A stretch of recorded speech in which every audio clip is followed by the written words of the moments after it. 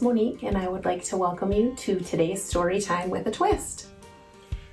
Today, our topic is about some things in nature, beautiful things in nature that we might not recognize on a daily basis, and over time we might even take for granted. I think right now is a good time to reflect on some of those things that maybe we don't realize are right there in front of us day after day. So recently in my house, we painted some pictures. I have a 4 and 5-year-old daughter, and we did some rainbow art. Thought I would share that with you today because our first storybook is about a rainbow. And maybe you guys will want to paint some rainbows at home. We like to use these kind of paint brushes. It's like a sponge, and if you wanted to, you can even cut out a sponge into different shapes and dab on your different colors of paint.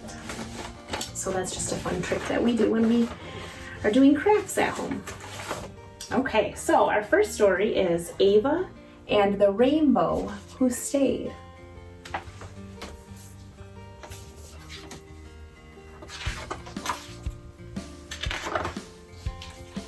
Ava was excited not because the rain was stopping. She was excited because the sun was coming out, and that meant one thing.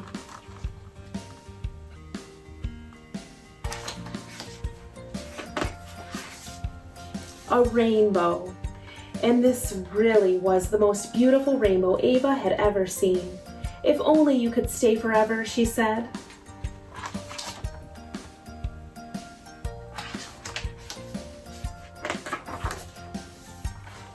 That night, Ava dreamed the rainbow did stay forever. What a happy dream, she thought, as she woke the next morning. But when she looked out her window, Ava wondered if she had actually woken up at all.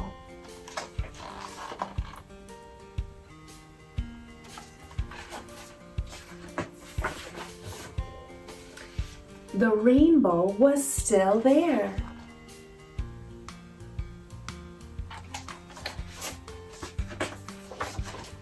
And when he was still there that night, Ava realized it was true. The rainbow really had decided to stay.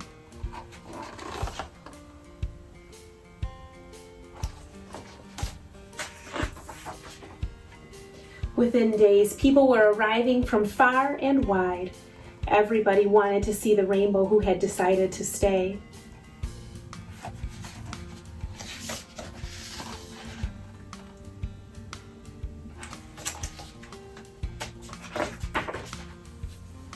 The town was quick to make the most of it. There was a new town mascot, which didn't please the old town mascot. The shops were suddenly full of rainbow-themed souvenirs. People bought t-shirts and cuddly rainbow toys. And the rainbow was discussed by the professors in the town university.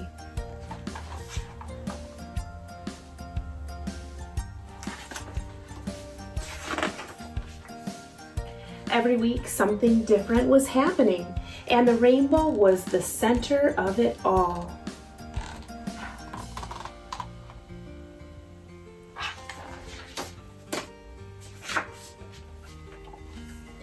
Ava would spend hours talking to the rainbow. She told him all about herself.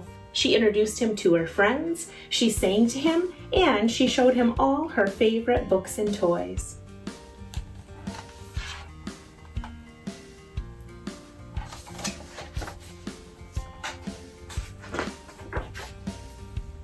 Winter came and it was the coldest anyone could remember. The rainbow shivered and shook, but still he stayed.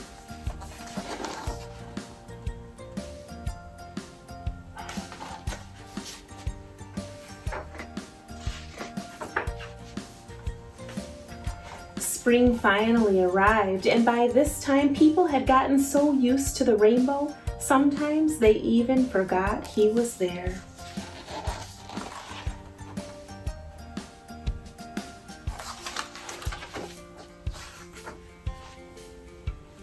Ava began to realize something. Slowly but surely, the town was losing interest in the rainbow.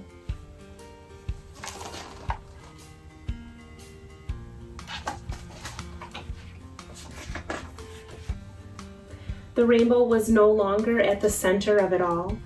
How could they do this to something so special? Ava said in despair.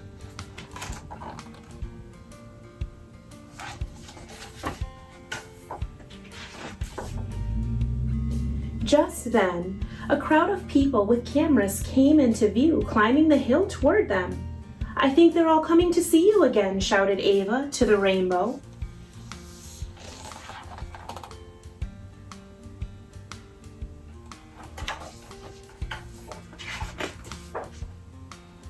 But it wasn't the rainbow they'd come to see. Perched on a tree was a tiny bird. "Isn't it wonderful?" said one of the people breathlessly. "It's a Russian water sparrow. We're so lucky. They stop here only for a few hours every year. Such a rare and precious sight." Ava didn't know it, but the rainbow had heard every word. He thought, a rare and precious sight.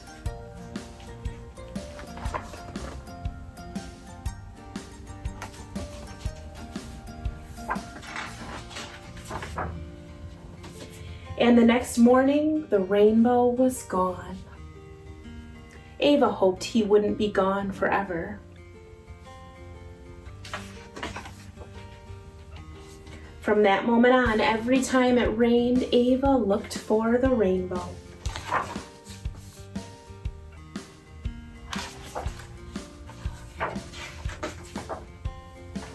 And then one special day, the rainbow had returned.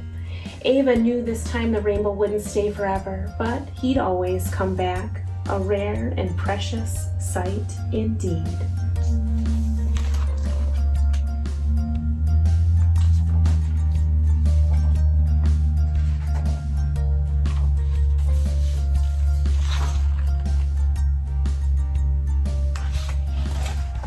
That's the end of Ava and the Rainbow Who Stayed. Right, next here we have a finger play, and it's to the tune of "I'm a Little Teapot." And this one is "I'm a Little Rainbow." It goes like this. You can follow along. So you point to yourself. "I'm a little rainbow way up high. After it rains, look in the sky.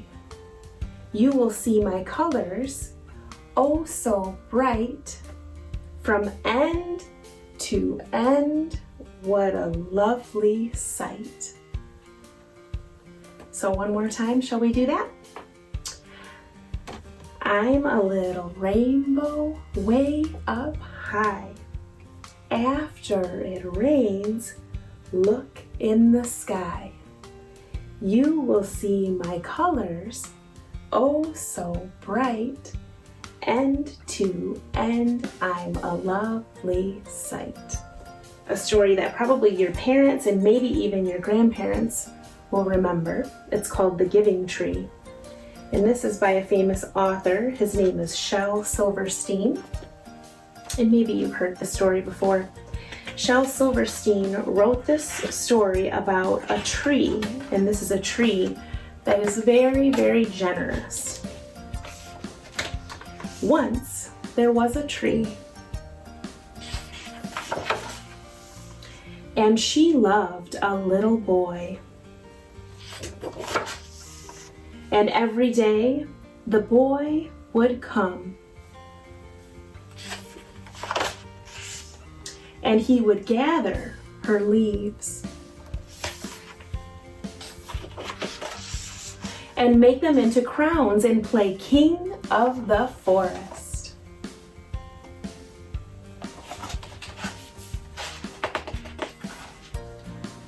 He would climb up her trunk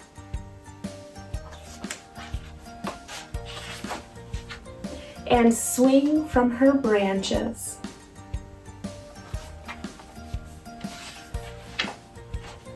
And eat apples.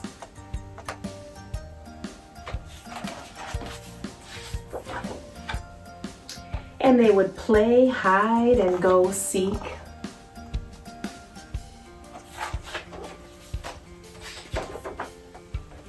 and when he was tired, he would sleep in her shade.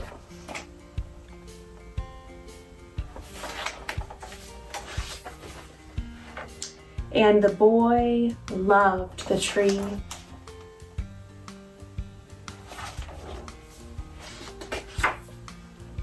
Very much. And the tree was happy.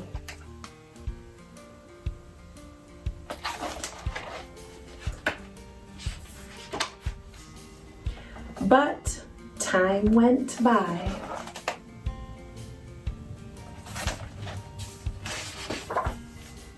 And the boy grew older.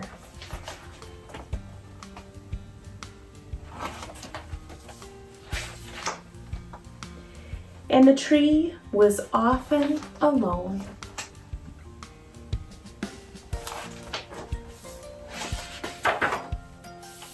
Then one day the boy came to the tree, and the tree said, "Come, boy, come and climb up my trunk and swing from my branches and eat apples and play in my shade and be happy."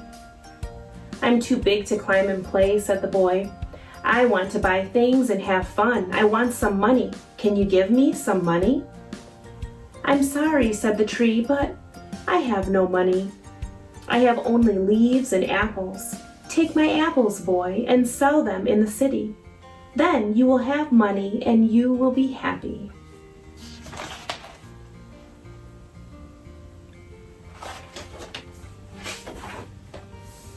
And so the boy climbed up the tree and gathered her apples and carried them away, and the tree was happy.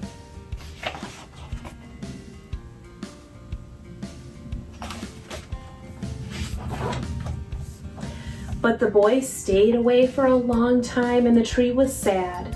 And then one day the boy came back, and the tree shook with joy, and she said, "Come, boy, climb up my trunk and swing from my branches and be happy." "I'm too busy to climb trees," said the boy. "I want a house to keep me warm," he said. "I want a wife and I want children, and so I need a house. Can you give me a house?" "I have no house," said the tree. "The forest is my house, but you may cut off my branches and build a house. Then you will be happy."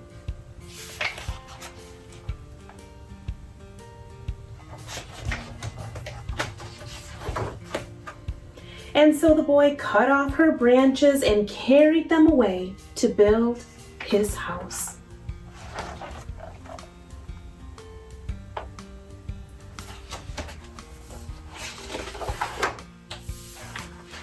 And the tree was happy.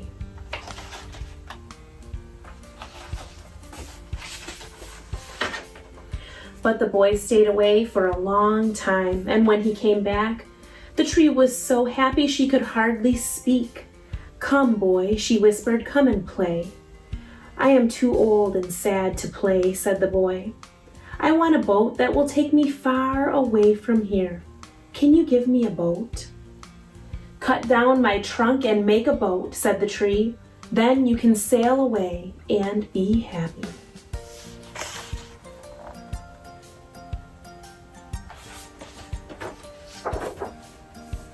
And so the boy cut down her trunk and made a boat and sailed away.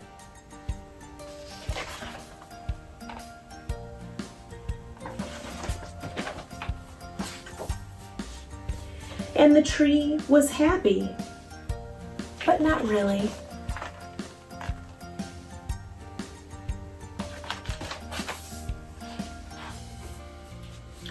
And after a long time, the boy came back again. "I'm sorry, boy," said the tree, "but I have nothing left to give you. My apples are gone." "My teeth are too weak for apples," said the boy. "My branches are gone," said the tree. "You cannot swing on them." "I'm too old to swing on branches," said the boy. "My trunk is gone," said the tree.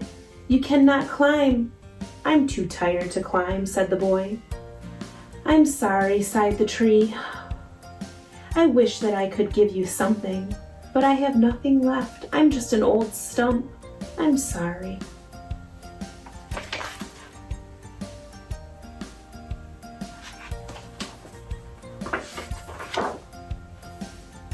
"I don't need very much now," said the boy, "just a quiet place to sit and rest.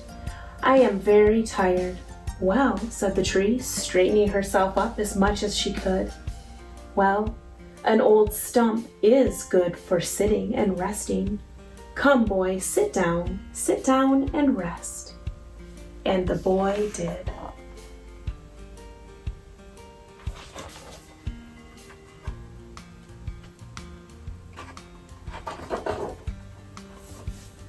And the tree was happy. The end. I hope you enjoyed story time today. Thank you so much for being with me. Bye-bye.